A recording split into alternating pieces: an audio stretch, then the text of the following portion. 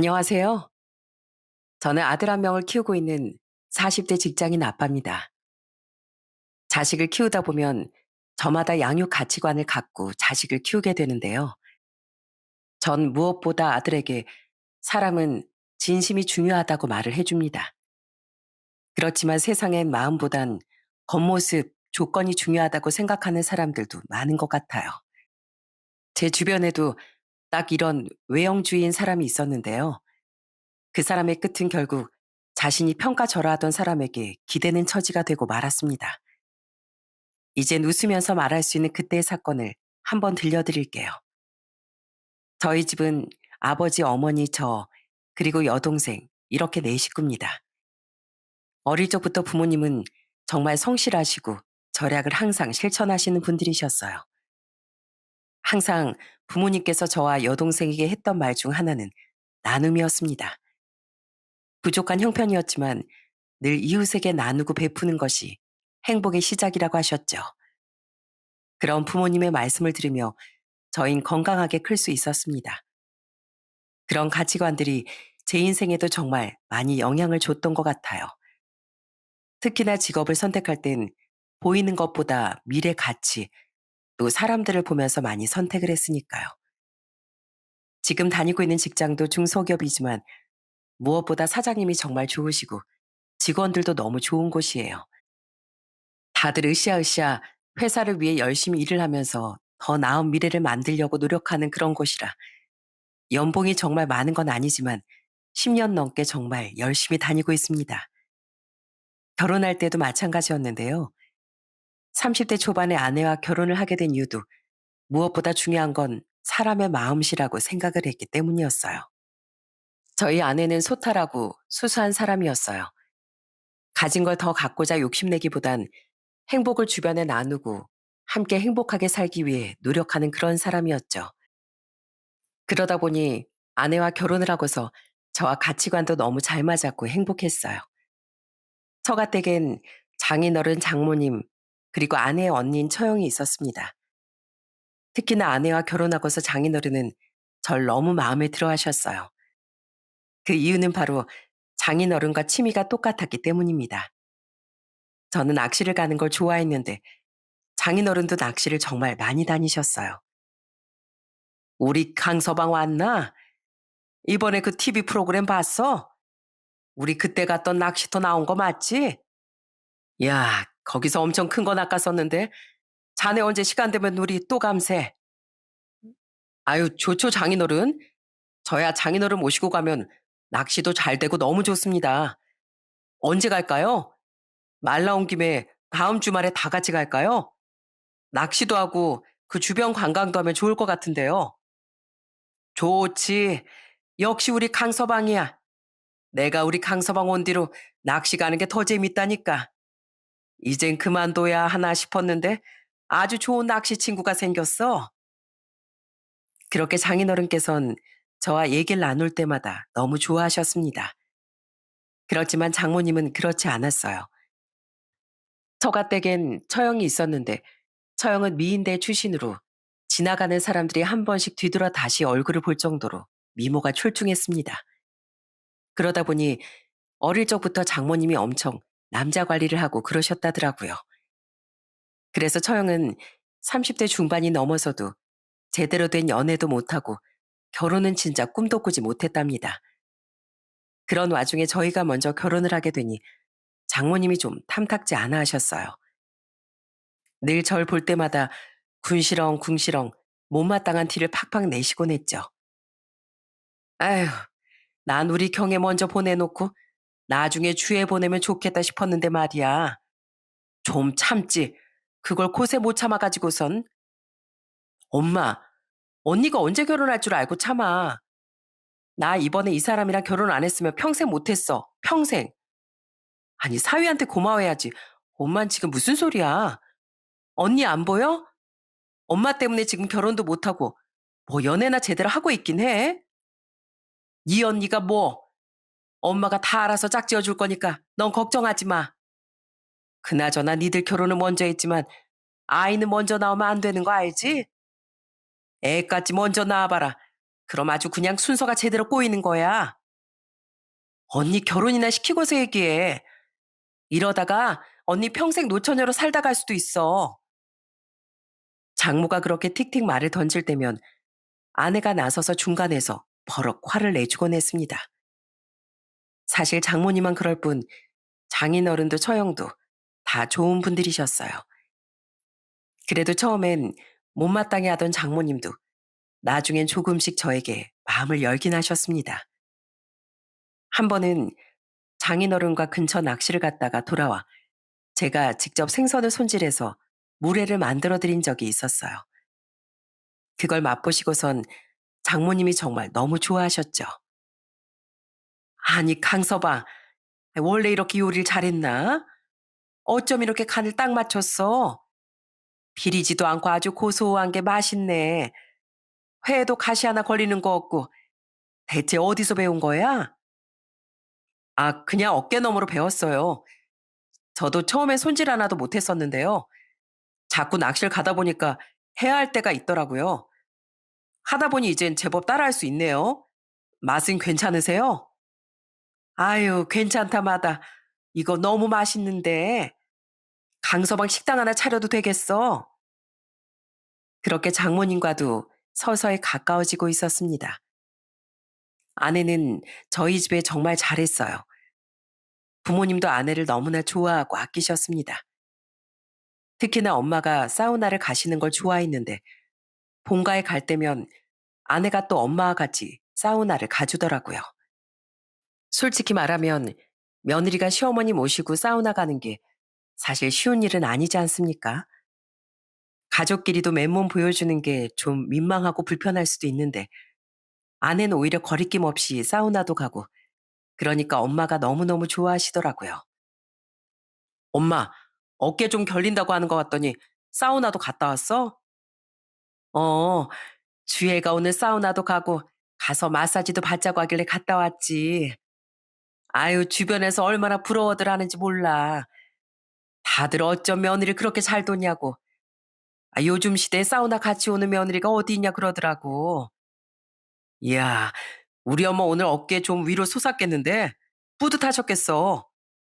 그럼, 난 우리 주애 시집 오고 나서 얼마나 뿌듯한지 모른다. 다들 야무진 며느리 들어왔다고 부럽다고 난리야. 오늘도 옆에서 주애가 자꾸 챙겨주니까 내가 진짜 너무 행복하더라. 너 주애한테 진짜 잘해야 한다. 시부모를 이렇게 잘 모시는 며느리가 어딨니? 전 그런 엄마의 말을 들을 때마다 참 아내에게 고맙고 감사했습니다. 아내는 그렇게 저희 집에 정말 딸처럼 잘했어요. 오죽하면 제 여동생이 자기보다 더 딸 같다면서 저희 아내에게 고맙다고 매번 선물을 보낼 정도랍니다. 특히나 명절이 되면 엄마랑 아내는 서로 투닥거릴 때가 많은데요. 사이 좋은 고부 사이가 왜 투닥거리냐고요? 그건 바로 엄마는 얼른 처갓대 가라고 보채고 아내는 더 있다가 가겠다고 하기 때문이었죠. 예, 아침에 얼굴 봤으니 됐다. 처갓댁에 가서 점심도 먹고 해야지. 얼른 채비해서 가. 어머님, 저 오늘은 오후 늦게 갈 거예요. 점심도 아예 여기서 먹고 가려고 했는데요. 무슨 여기서 점심을 먹어. 가서 네 친정 식구들 얼굴도 봐야지. 다들 기다리시겠다. 우리랑 밥 먹는 거야 나중에 먹으면 되는 거고. 우린 가까이 살지만 친정은 멀지 않니? 에이, 친정이 뭐가 멀어요, 어머님. 1시간이면 다 가는데. 어머님 저희 온다고 고기 재워 두셨잖아요. 저희 점심에 그거 먹고 천천히 갈게요. 그러니까 자꾸 가라고 하지 마세요. 많은 분들이 겪는다는 고부 갈등도 없었고 아내와의 사이도 좋으니 정말 행복하게 앞으로도 결혼 생활을 할 수 있을 거라고 생각했습니다. 그렇지만 문제는 따로 있었어요. 그건 바로 처가댁이었습니다. 처형은 사실 착하지만 약간 철이 없고 세상 물정을 잘 모르는 사람이었어요. 어릴 적부터 외모 때문에 이곳저곳에서 많이 주목을 받다 보니 장모님이 과도하게 보호를 하며 컸다고 들었거든요. 그렇지만 나이가 이제 30이 훌쩍 넘었는데 아무리 그래도 사람이 스스로 선택하고 할 줄 아는 게 있어야 하는 거 아닌가요? 한 번은 처가댁에 갔더니 황당한 장면을 목격한 적도 있답니다. 아니, 글쎄, 처형 선볼 사람을 장모가 같이 보고 있더라고요. 처형, 장모님, 뭐 하세요? 아니, 이게 웬 사진이에요? 뭐 선보려고요? 아, 제부. 엄마가 선자리 마련해준다고 해서 알아보고 있어요. 근데 나랑 엄마랑 의견이 영 엇갈리네. 그래도 제부가 남자니까 보는 눈 좀 있지 않아요? 제부가 좀 봐봐요. 예, 누구더러 봐달래? 사람 보는 눈은 이 엄마가 더 좋아, 얘. 봐봐. 뭐니 뭐니 해도 뭐니 아니겠니? 세상에 재력만큼 중요한 게 뭐가 있어? 나이도 딱이겠다. 아, 인물도 이 정도면 괜찮고. 무엇보다 재력이 좋잖니? 어때? 이 사람이 괜찮지 않을까? 엄마, 근데 난 사업하는 사람 싫단 말이야. 난 그냥 제부처럼 열심히 성실하게 직장 다니는 사람이 좋단 말이야. 아이고, 얘가 또 뭘 모르네. 직장 다니면 그 코딱지만한 월급으로 살 거야? 남들한테 좀 떵떵거리면서 살아야지. 네 주변에 직장 다니는 사람들 봐봐라. 어느 누가 떵떵거리면서 사나. 다들 쪼달리면서 살고 있잖니. 엄마 말 들어. 이 사람이 딱이야, 딱. 직장인을 옆에 세워두고 하는 장모의 말을 들으면서 좀 어처구니가 없긴 했지만 크게 신경은 쓰지 않았습니다. 뭐 장모님이야 평소에도 그냥 생각하는 대로 말하시는 분이라 아기는 없겠거니 싶었거든요. 그런데 처형의 선자리는 처형의 의사대로 선택된 게 아니었습니다. 처음엔 다른 사람과 하겠다면서 처형이 말을 했지만 장모님은 끝까지 딱 봐도 잘 사는 돈 많은 남자만 권했고 결국엔 장모님이 골라준 사람을 처형은 만나기로 하더라고요. 그러던 처형이 그때 선자리에서 만난 사람과 결혼까지 하게 되었어요. 그때가 처형이 30대 중반에서 딱 후반으로 넘어갈 시점이었어요. 형님은 중고차 사업을 하는 사람이었는데 저보다 10배는 더 많은 수입을 받는 말 그대로 잘 나가는 사람이었어요. 결혼식 날짜를 잡고 인사를 왔을 때부터 사실 형님의 첫인상은 심상치 않더라고요. 역시 여기저기 영업을 뛰던 사람이라 그런지 엄청나게 장인어른 장모님께 너스레를 떨더군요. 장모님, 장인어른, 저희 정말 잘 살겠습니다. 여기 장인어른 좋아하시는 양주 제가 이렇게 준비했어요. 장모님도 이거 화장품 받으세요. 제가 다른 건 몰라도 경희한테 부족하지 않게 다 해주면서 살겠습니다. 아유, 뭘 이런 걸 또 다. 어머, 이거 엄청 비싼 라인인데, 아니, 어떻게 이걸 사왔어? 역시 돈도 쓸 줄 아는 사람이 안목이 있다더니 정말이네. 고마워. 잘 쓸게, 우리 사위. 아닙니다. 장모님 앞으로 화장품은 제가 책임질게요. 아이고, 역시 큰 사위는 다르구만. 앞으로 그럼 잘 부탁하네. 그렇게 처형은 결혼을 하게 되었습니다. 처음엔 호탕하고 성격도 시원시원해 보여 형님도 괜찮은 분이라고 생각을 했어요. 보니까 형님네 집안도 넉넉하고 잘 사는 집 같았거든요. 그걸 보면서 처형이 그래도 시집 잘 갔구나 생각을 했었죠. 그 뒤로 처형은 바로 임신을 하게 되었습니다. 처형이 임신을 하고 성별이 딱 나왔을 때 다 같이 모인 자리에서 얘기를 했는데 그때 장모님은 정말 눈물을 흘리셨어요.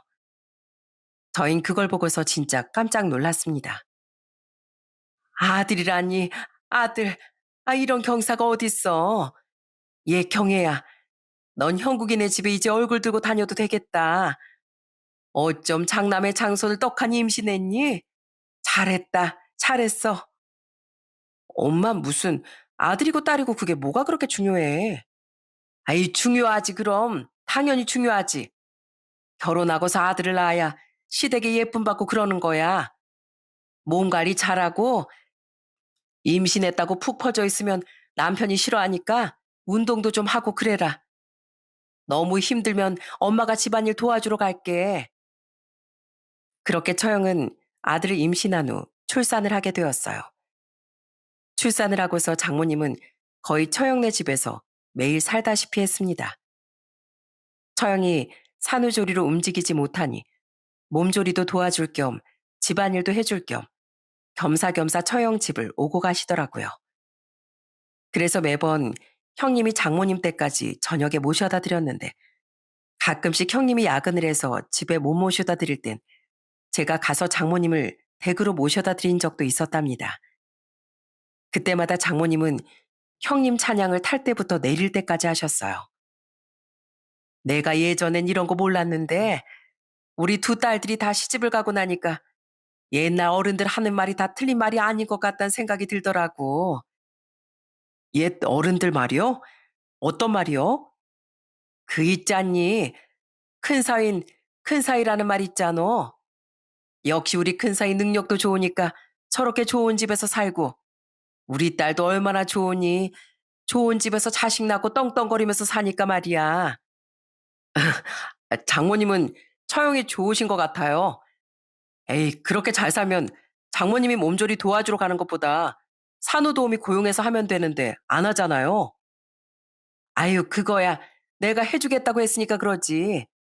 내가 못 해준다고 했으면 어련히 시댁 쪽에서 뭐든 해주겠다 하지 않았겠어? 아유, 어찌됐건 난 우리 첫째 시집 아주 잘 보낸 것 같아. 너무 뿌듯하고 좋다고. 굳이 제가 집까지 모셔다 드리는데 제 앞에서 저런 말을 해야 하나 싶었지만 전 아무 말도 하지 않고 참았습니다. 장모님한테 뭐라고 말을 해봤자 듣지도 않을 거라는 생각을 했거든요. 그런데 어느 날 형님이 저한테 연락이 왔습니다. 갑작스럽게 저녁밥을 같이 먹자며 말을 하더라고요. 그렇게 저희 집으로 와 밥을 먹던 형님은 놀라운 얘기를 꺼내더라고요. 처형한텐 야근을 한다고 거짓말을 했다는 거였어요. 아휴, 요새 매일같이 장모님 오시는 거 알지? 나 진짜 집에 들어가기 싫어. 아니, 왜 자꾸 오시는지 몰라. 애도 이제 5개월이 넘었는데 꼭 굳이 이렇게 오셔야 하는지. 오셔선 어찌나 눈치를 주시는지 몰라. 네? 아직도 매일 오신다고요? 그래. 오셔선 설거지 하나라도 남아있으면 아주 쿵닥쿵닥. 아이, 그릇을 다 깰 지경으로 설거지를 하신다니까. 놔두라고 해도 자꾸만 본인이 하신다고 하고 집에서 한 번 제대로 쉴 수가 없어. 그러면서 형님은 연거푸 술잔만 들이켰습니다. 그 모습을 보며 저와 아내는 진짜 황당하고 안쓰럽더라고요. 결국 아내가 나서서 이 얘기를 꺼냈습니다. 그랬더니 장모님 반응이 어땠는지 아세요? 진짜 기가 막히더라고요. 아유, 우리 큰 사이가 또 작은 사이 눈치 보여서 그랬구나. 내가 자꾸 큰딸네 집만 가면 작은 딸내가 서운해할까봐 또 배려해서 그런 얘기를 했나 보다. 알았다, 알았어. 내가 자제할 테니까 그렇게 알아. 이 얘기를 듣는 순간 진짜 장모님하고는 대화가 안 통하겠구나 생각을 했습니다. 어차피 뭐 장모님은 늘 항상 큰딸, 큰 사이만 신경을 썼으니 뭐 크게 트러블이 날 일이 있겠나 싶기도 했고요.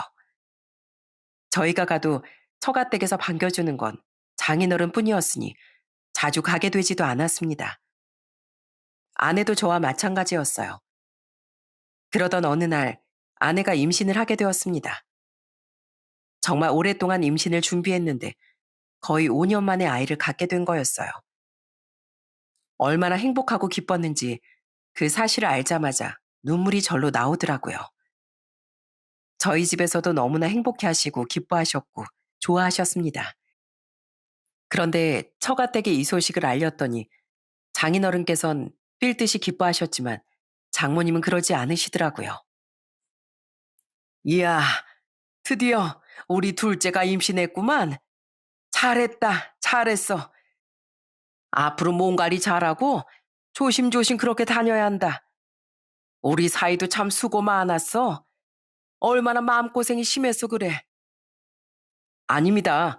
저보다 앞으로 아내가 많이 힘들 텐데 그게 걱정이죠. 저희 집에서도 무척 기뻐하시고 좋아하세요. 그지? 사돈 네 분께서도 얼마나 기다리셨겠어. 말은 안 하셨겠지만 많이 기다렸을 게야. 우리도 이렇게 기쁜데 사돈댁은 더 기쁘시겠지. 그렇게 장인어른이 행복해하자 장모님은 틱틱대며 얘기를 하시더라고요. 기쁘긴 뭐가 기뻐. 요즘 세상에 둘이 벌어먹어도 모자라다고 하는데 어떻게 애까지 낳아가지고 살겠어? 자네 이제 우리 딸 직장 그만두고 나면 외벌이로 자식까지 키우면서 살 수 있겠어? 아니 이 사람이 지금 축하해줘도 모자랄 판국에 무슨 소리 하는 거야? 아니 그렇잖아. 큰사야 워낙 돈도 잘 벌고 우리 큰딸이 일 안 해도 먹고 사는데 지장 없다지만 둘째는 둘이서도 빠듯하게 사는데 엄마로서 걱정돼서 말할 수 있지. 안 그래? 장모님, 무슨 걱정하시는지 알겠지만 걱정하지 마세요. 저희 직장도 큰 직장은 아니지만 탄탄하고 저도 연봉도 꽤 많이 올랐거든요.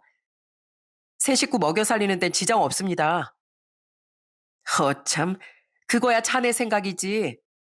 내가 우리 큰 사이면 애를 셋이든 넷이든 낳아도 난 축하해 줄 수 있어. 근데 자네 상황이 다르지 않나? 전 장모님의 말에 너무 화가 났습니다.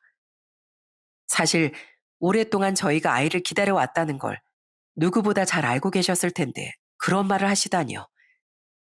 솔직히 당장 따져 묻고 싶었지만 임신 초기엔 아내가 놀랄까봐 꾹 참고 있었습니다. 그랬더니 아내가 오히려 더 크게 화를 내더라고요. 엄마, 도대체 지금 무슨 소리 하는 거야?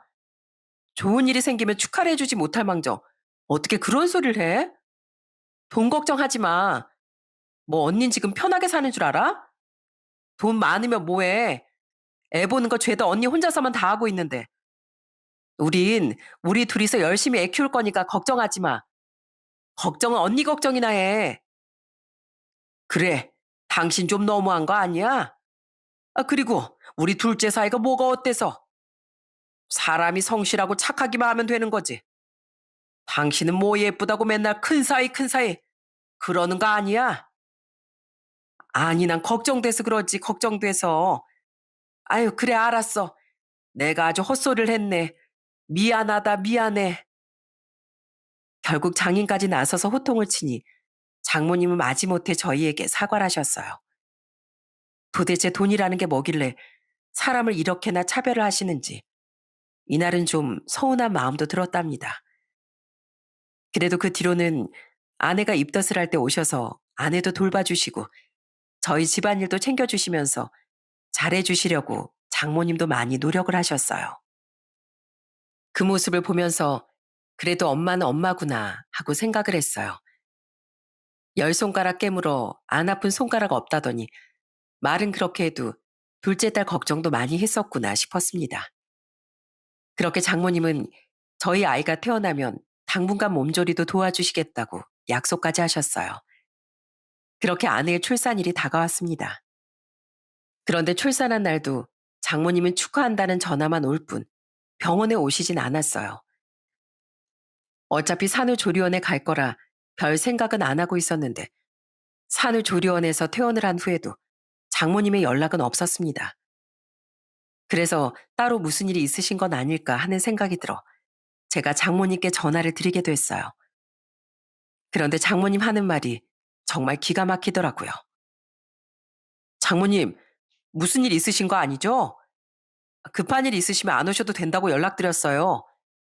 회사에서 아내 출산했다고 하니까 저한테 일주일 정도 시간을 주셔서요. 제가 옆에 있고 산후도우미도 다음 주에 온다고 했어요. 아, 그래? 아유, 다행이네, 다행이야. 안 그래도 내가 주희한테 말을 하려고 했는데, 뭐, 무슨 일이라도 있으셨던 거예요? 제가 전해줄게요. 그, 경혜가 또 애를 가졌대. 입덧이 워낙 심해가지고 아무것도 못한댄다. 애도 애지만 큰 사이 밥도 못 챙겨준다고 해서 내가 왔어. 아이, 어차피 그럼 난 안 가도 되겠네. 잘 됐다. 그럼 나중에 가겠다고 전해줘. 그러더니 전화를 끊는데 정말 황당하더라고요.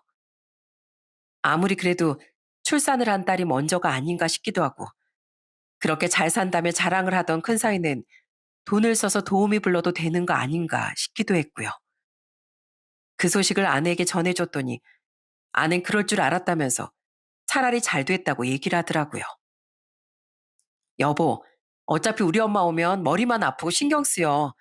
됐어. 나도 엄마 몸조리 해주는 거 기대도 안 했어. 괜히 와가지고 스트레스 줄 바에 차라리 엄마 안 오는 게 나아. 당신은 괜찮아? 엄마가 그래서 좀 서운하지. 아니야, 서운하긴. 난 당신이 서운할까봐 그러지. 난 괜찮아. 원래 엄만 언니밖에 몰라. 어릴 적부터 언니 손도 많이 가고 그랬거든. 아휴, 그게 다 엄마가 만든 건데. 엄만 언니가 잘 못하니까 도와주는 거라고 하고. 그 둘은 정말 어쩔 수 없는 것 같아. 그런 아내의 말을 들으면서 안쓰럽기도 하고 짠한 마음도 들더라고요. 그리고 아내의 출산 소식을 듣고서 저희 집에선 정말 아내를 살뜰히 챙겨줬어요. 처음엔 아내가 불편해할까봐 집 안에도 들어오지 못하고 문 밖에 반차만 놔두고 가시곤 했습니다. 그걸 알고선 아내는 왜 안 들어오시냐며 오히려 엄마 아빠를 불러서 아이도 보여주고 그렇게 시간을 보냈죠. 아내는 산후조리를 도와주는 엄마에게 무척이나 감사했습니다. 어머님, 감사해요. 매번 이렇게 저희 집에 오셔서 청소하시고 빨래하고 밥도 하고 어머님이 힘드시네요. 아유, 힘들긴 무슨. 난 이런 거 하나도 안 힘들어. 원래 출산하면 옆에서 하나부터 열까지 다 해줘야 하는 거야. 이거 원래 우리 명준이가 해야 하는 건데 쉴 수가 없으니 미안하구나. 대신 네가 날 명준이라고 생각하고 마음껏 부려라. 에이, 제가 어떻게 그래요. 어머님 지금 해주시는 것만으로도 충분해요. 나야말로 고맙다. 시애미가 와서 이렇게 살림 하나하나 살펴보는 거 싫을 텐데 기꺼이 받아주니까 내가 얼마나 고마운지 몰라. 그 뒤로 저희 아이가 점점 커가면서 저희 집에선 애를 데리고 가서 봐주시기도 하고 그렇게 아내가 숨을 돌릴 수 있도록 도와주셨어요. 그렇지만 처형네는 사정이 달랐죠. 처형의 시댁인 형님네 집에선 아예 애를 봐주지도 않고 그렇다고 애를 어린이집에 보내는 것도 싫다고 했다는 거였어요. 그렇다고 가사도우미 한 명 붙여주는 것도 아니고 형님이 퇴근하고 와서 살림을 도와주거나 애를 돌봐주는 것도 전혀 아니었어요. 그러니 처형은 둘째까지 낳고 나서 살이 엄청나게 빠지고 말았습니다. 심지어 임신을 하기 전보다 훨씬 더 빠졌어요. 그래서 같이 처가댁에 모일 때면 다들 걱정 어린 소리를 하곤 했습니다. 그때도 형님은 처가댁에 오지도 않았어요. 아유, 처형, 살이 왜 이렇게 많이 빠졌어요? 저번에 볼 때보다 더 많이 빠진 것 같네. 애가 둘이라 많이 힘들죠? 첫째라도 어린이집 보내시지. 나도 그러고 싶은데 주변에서 다들 반대하니까 애들이 워낙 이제 왈가닥이니 살이 찔 수가 없네. 이해. 둘이나 낳아가지고 살 띠룩띠룩 찐 것보다 낫지 뭐. 아이 얼마나 좋니? 남들은 시간 내서 운동도 하고 밥도 안 먹으면서 살 빼는데 넌 그럴 필요 없지 않니? 그리고 어린이집 일찍 보내봤자 뭐 하겠어. 다 우리 큰 사이가 생각이 있으니까 보내지 말라 그러는 거겠지. 그 와중에도 형님 편만 드는 장모님을 보면서 참 많은 생각이 들더라고요. 어떻게 자기 친자식보다 남한테 그렇게 더 관대할 수가 있는지 이해가 되지 않았어요. 솔직히 형님은 앞에서는 뭐 휘황찬란하게 말도 잘했지만 그렇다고 처가댁에 뭐 엄청 잘하는 건 아니었습니다. 맨날 사업하느라 바쁘다는 핑계로 제사고 명절이고 잘 오지도 않았고 와도 1시간 겨우 앉아있다가 갈 때가 많았어요. 그럼에도 불구하고 장모가 이렇게 큰 사이 편만 드는 이유는 있었습니다. 바로 한 번씩 크게 선물을 해주기 때문이었어요. 한 번은 장인어른 생신 때 다 같이 모여 밥을 먹었던 날이었습니다. 그때 전 낚시를 좋아하는 장인어른이 그토록 갖고 싶어 했던 찌를 선물해 드렸어요. 이야, 이게 어디서 났대? 난 이거 구하려고 해도 못 구했구만. 자네 이거 구하느라 고생했겠구만. 고맙네, 고마워. 아닙니다. 장인어른 이거 진짜 갖고 싶어 하셨잖아요. 다행히 아시는 분이 파는 곳을 알려주셔서 구입할 수 있었어요. 다음에 같이 낚시 꼭 가요. 그래, 그래. 역시 우리 둘째 사인 내 마음을 잘 안다니까. 그렇게 행복해하는 장인어른에게 형님은 정말 어마어마한 선물을 했습니다. 바로 비싼 차였어요. 자신이 판매하는 중고차 중에 가격대가 꽤나 나간다는 차를 장인어른께 선물을 한 거였죠. 장인어른, 앞으로는 타고 다니시는 차도 잘 선택해야 하는 거 아시죠? 새 차는 아니지만 장인어른 타시기엔 좋으실 겁니다. 아니, 이거 비싼 차 아닌가? 이걸 내 생일 선물로 준다고? 아이, 그럼요. 장인어른 생신이신데 이 정도는 기본이죠. 역시 우리 큰사이 통하난 크다니까. 어쩜 이렇게 장인 생각을 많이 하는지. 고맙네, 고마워. 내가 아주 내 생일날이 너무너무 기대된다니까. 여보, 사이가 사준 차인 좀 비린내 나는 낚시대는 그만 놓고 우리도 멋들어지게 타고 다니자고. 그 후로도 형님은 장모님 생신 때면 명품 지갑에 가방에 큼직큼직하게 챙겨줬고 장모님은 그런 형님을 정말 떠받들며 위해줬습니다. 형님이 아무리 명절에 코빼기도 안 비춰도 전화 한 통 안 해도 장모님은 모든 게 다 용서되는 듯 했어요. 그래도 사실 전 이게 부럽지 않았습니다. 오히려 모든 장모님의 관심이 그만큼 형님에게 가니까 거기에 서운해하기보단 부담 없어 더 좋다고 생각하기로 했거든요. 그러던 어느 날 처갓집에 정말 큰일이 생기고 말았어요. 그동안 건강했던 처형이 어느 날부터 가슴 통증이 찌릿하게 있다면서 얘기를 하더니 검진을 받아보게 되었죠. 그런데 검진 결과가 정말 충격적이었습니다. 바로 처형이 유방암에 걸렸다는 거였어요. 소식을 듣고서 아무래도 장인 장모님이 걱정되어 처갓집에 갔더니 역시나 아주 난리가 났더라고요. 장모님은 울고불고 당장이라도 쓰러질 지경이었죠. 아이고, 우리 경애가 무슨 잘못이 있다고 그 젊은 나이에 유방암이야. 유방암은 이걸 어쩌면 좋대니? 이걸 어떻게 하면 좋아? 엄마, 언니 괜찮대. 아주 극초기고 수술받고 항암만 잘하면 괜찮을 거라고 하잖아. 너무 걱정하지 마. 엄마가 이러면 언니 더 힘들어져. 차라리 내가 아픈 게 낫지. 어떻게 저 피덩이 같은 애들 놔두고 제가 그 모진 일을 겪니? 세상에 이걸 어쩌니? 처가집 식구들은 모두가 다 걱정을 했지만 정말 천만다행으로 처형의 상태는 크게 나쁘지 않았어요. 그 뒤로 빨리 수술을 받고 항암도 시작을 했죠. 아직 초등학생도 되지 않은 애들이 있다 보니 다들 걱정이 많았는데 다행히 수술도 깔끔하게 잘 끝났습니다. 그런데 이상하게 처형이 입원한 병원에 형님이 거의 오시지 않으시더라고요. 오히려 문병을 갔던 제가 더 자주 갔을 정도였습니다. 그래서 갈 때마다 아내가 물어보면 장모님은 아무렇지 않게 말을 하시더라고요. 큰 사이가 얼마나 요즘 바쁘겠어. 아내도 아프고 애들 먹여 살려야 하니 바쁘게 일하느라 못 오는 거겠지 뭐. 그래도 형부 좀 너무한 거 아니야? 내가 전화해서 얘기라도 좀 해볼까? 아서라, 아서. 괜히 나섰다가 안 그래도 사람 심란한데 더 심란해질라. 알아서 잘할 테니까 걱정하지 마. 큰 사위가 왜 큰 사위겠어? 혼자서도 잘할 사람이니까 네가 신경 쓸 거 없다. 그렇게 병원에서 입원을 끝내고 처형은 당분간 처갓집에서 요양을 하며 지내기로 했습니다. 그 와중에도 형님은 무슨 일인데 처갓집에도 잘 오지 않는 것 같았어요.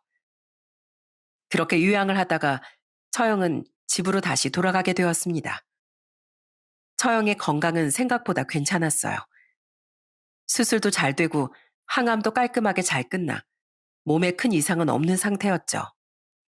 그러다 얼마 뒤 장모님 생일이 다가오고 있었습니다. 사실 1년 전부터 처가집 식구들은 다 같이 유럽 여행을 가기로 계획을 세웠었어요. 이미 비행기 표도 미리 다 예약을 해두고 있었던 상황이었는데 딱 떠나기 이틀 전에 처형과 형님이 뜬금없이 못 간다고 통보를 해왔습니다. 갑작스럽게 이게 무슨 일인가 싶었는데 난리가 난 건 장모님이었어요. 장인어른의 전화에 처갓집으로 가보니 장모님은 방 안에서 머리를 싸매고 누워있더라고요. 엄마, 지금 뭐해? 어디 아파? 아휴, 나 여행 안 간다. 네 언니랑 형부랑 다 안 간다는데 내가 왜 가? 뭐? 아니, 지금 그것 때문에 이러고 있는 거야? 아유, 그냥 가. 지금 취소해도 돌려받는 돈 한 푼도 없어. 그냥 가야 돼. 이게 얼마짜린데 지금 안 간다고 머리를 싸매고 있어. 그러니까 말이다. 네 엄마 내내 안 간다고 아주 난리다. 난리. 왜 저러는지 진짜. 엄마, 그냥 가. 언니랑 형부는 못 간대잖아. 언니 컨디션도 그렇고 얼마 전에도 애초에 못 갈 것 같다고 했었잖아. 엄마 안 가고 싶어도 가야 돼. 돌려받을 돈도 없고 나중으로 미루지도 못해. 그러니까 그냥 가. 그 돈 진짜 아무것도 못 받는 거야? 아니, 아무리 그래도 다 사정이 있어서 못 가는 건데. 못 받아. 벌써 내일 모레면 출국해야 하는데 누가 그걸 돌려주겠어. 엄마 가든지 말든지 어쨌든 돈 못 받으니까 그렇게 알아. 결국 아내의 단호함에 장모님은 같이 여행을 떠나기로 결정하셨어요. 사실 비행기를 탈 때만 해도 장모님은 말 한마디 안 하시고 입이 앞으로 대빨 나와가지고선 내내 툴툴대기만 하셨어요. 그 모습을 보면서 속으로 수천 번 한숨을 쉬었지만 그래도 장모님 생신 기념인데 어쩌겠어요? 그저 꾹 참고 여행을 갈 수밖에 없었죠. 그나마 여행지에 딱 도착하고선 장모님 기분이 또 풀리셨는지 여기저기 사진도 많이 찍으시고 즐거워하시더군요. 저희는 유럽 곳곳을 여행했는데 크로아티아 스플리트에서 궁전 구경도 하고 페리를 타서 바다를 감상하며 이탈리아 앙코나를 가서 와이너리 투어도 하고 정말 기분 좋게 여행을 했답니다. 그렇게 즐겁게 딱 여행을 마치고서 숙소에 돌아와 다 같이 간단하게 맥주랑 와인 한 잔씩을 하기로 했어요.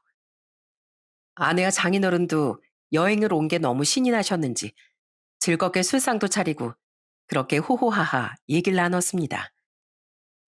우리 둘째 사이가 고생 많이 했겠어. 보니까 이거 계획도 둘째 사이가 다 알아보고 짰다며? 이거 아주 알차고 좋더구만. 고생했네 우리 둘째 사위. 아닙니다 아버님. 더 좋은 곳으로 모시고 싶었는데 다음엔 제가 더 많이 알아보고 더 좋은 곳으로 모실게요. 그런데 그때 화기애애한 분위기를 와장창 깨뜨린 사람이 있었어요. 그건 다름 아닌 장모님이었죠. 아휴, 난 영 기분이 안 나네. 우리 큰사이랑 왔었으면 더 좋았을걸. 엄만 또? 왜 없는 사람 얘기를 자꾸 꺼내. 그만 좀 해. 즐겁게 와선 지금 무슨 소리야? 아니, 그렇잖아. 큰사이 있었으면 비행기도 그냥 일반석이었겠어? 비즈니스로 끊어가지고 편하게 올 수 있었을 텐데. 사실 나 비행기에서부터 화딱지 나서 당장 내리고 싶더라니까. 이렇게 답답한 곳에서 어떻게 비행기를 그렇게 오래 타?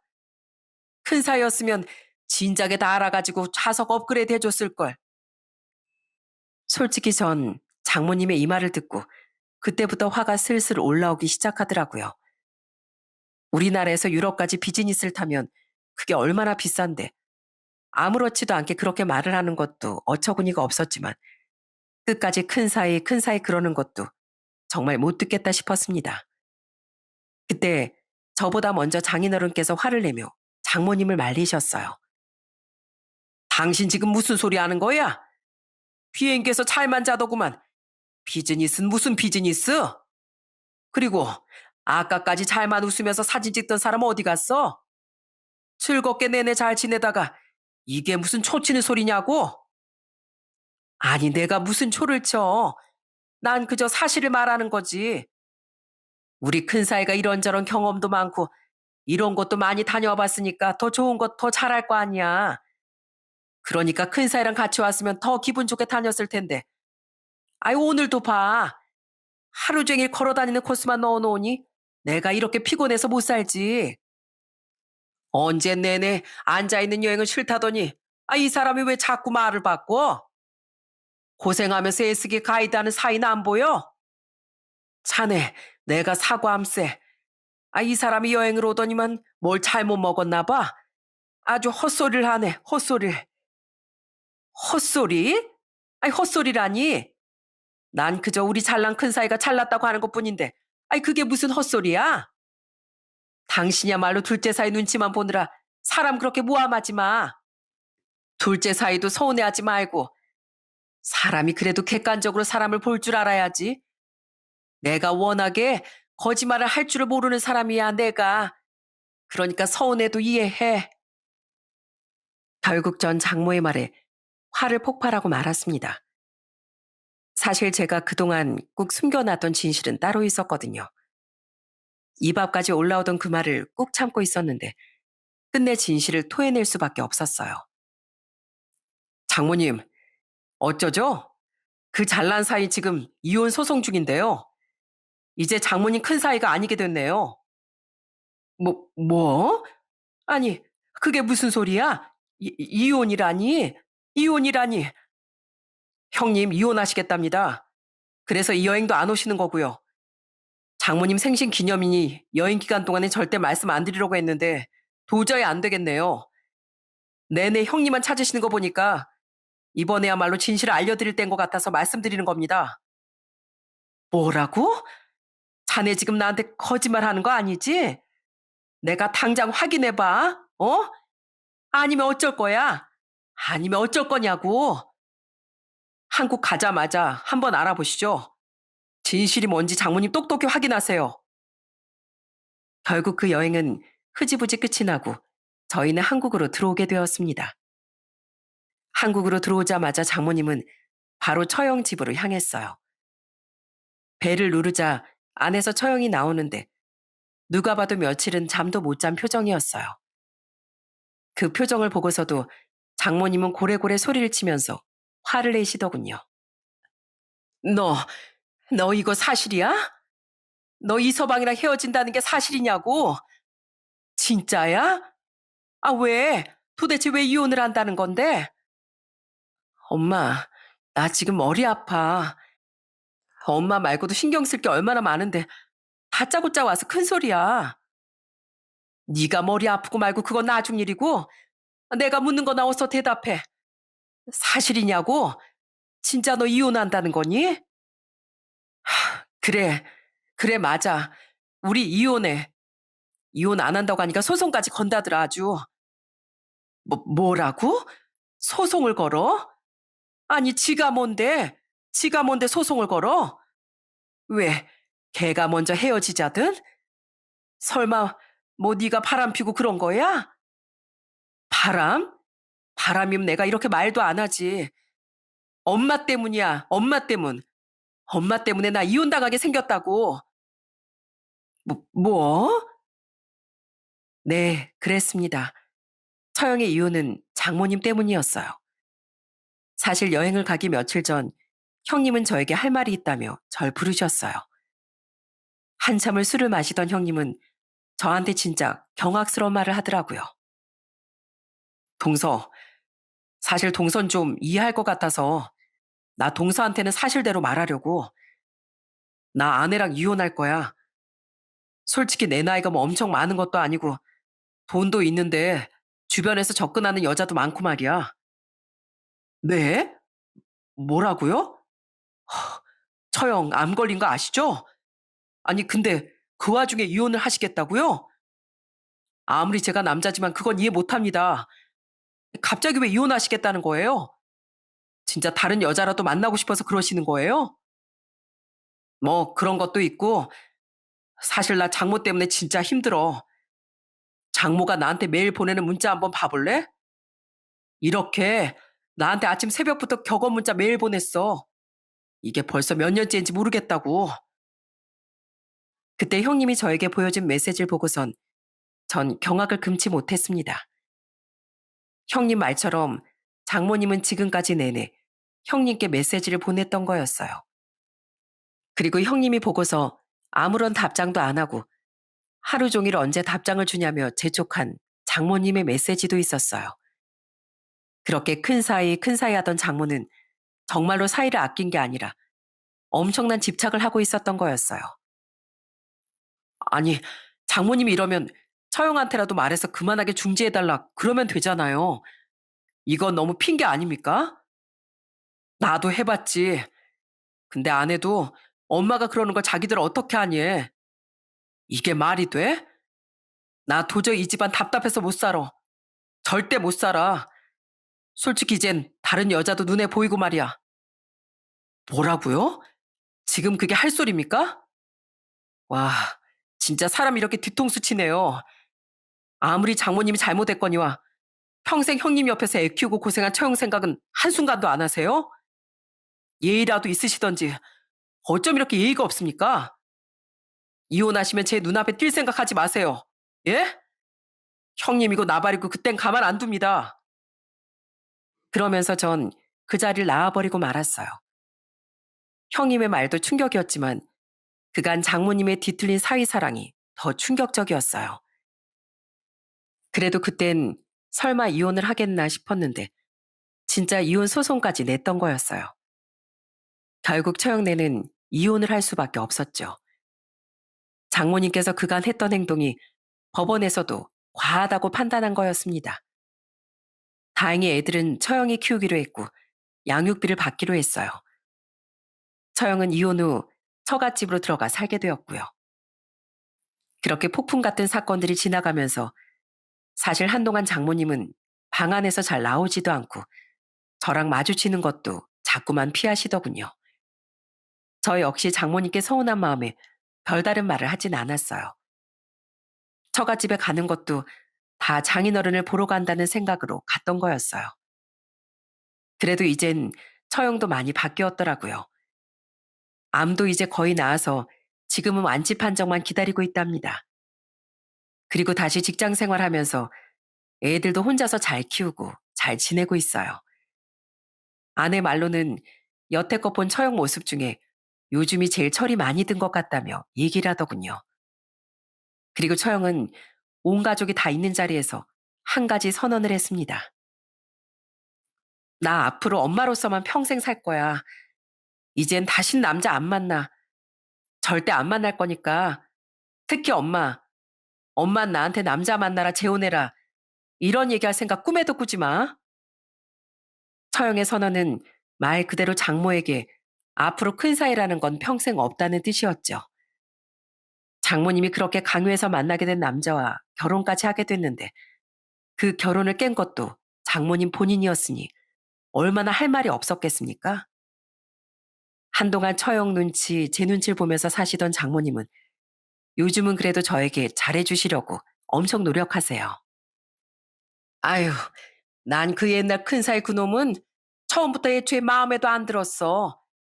내가 사람 얼굴을 좀 볼 줄 아는데 걔는 영 아니었거든. 내가 그때 좀 컨디션이 안 좋았었나 봐. 그 새치여로 아주 그냥 날 농락하려고 하긴 하고 말이야. 아, 네. 그래, 나 원래 우리 강서방이 더 좋았어. 이렇게 진중하고 말도 조심스럽게 하고 사람 이렇게 묵직한 점이 있어야지. 입이 가벼우면 어디 쓰나? 강서방처럼 진득하니 진중한 게 최고지. 최고야. 이젠 장모님께서 제가 하나밖에 없는 사이라고 아껴주시지만 사실 약간은 엎드려 절받는 느낌이 들 때도 있답니다. 그렇지만 아무리 철없는 장모님이어도 가족이니까 그냥 다 감수하고 지날 수밖에요. 그래도 장모님께서 자신의 잘못을 인정하고 반성하셨기 때문에 앞으로는 이렇게 서로 잘 지내볼 생각입니다.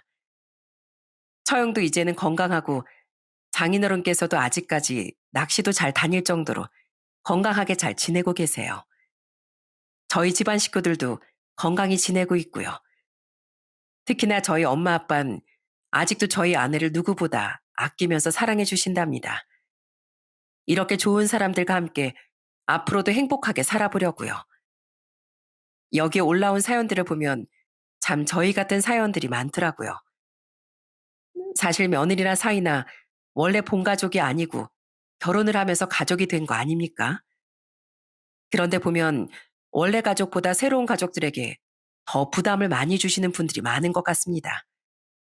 본인들은 그걸 모르고 자꾸만 부담을 주는데 그게 오히려 사람 사이에 벽을 만드는 거라는 걸 꼭 아셨으면 좋겠네요.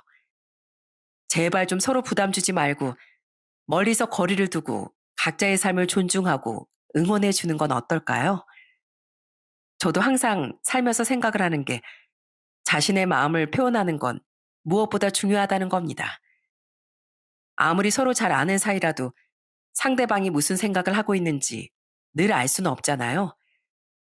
서로가 당연히 알아줄 거라고 생각하기보단 자신의 마음을 솔직하게 말하는 게 중요한 것 같네요.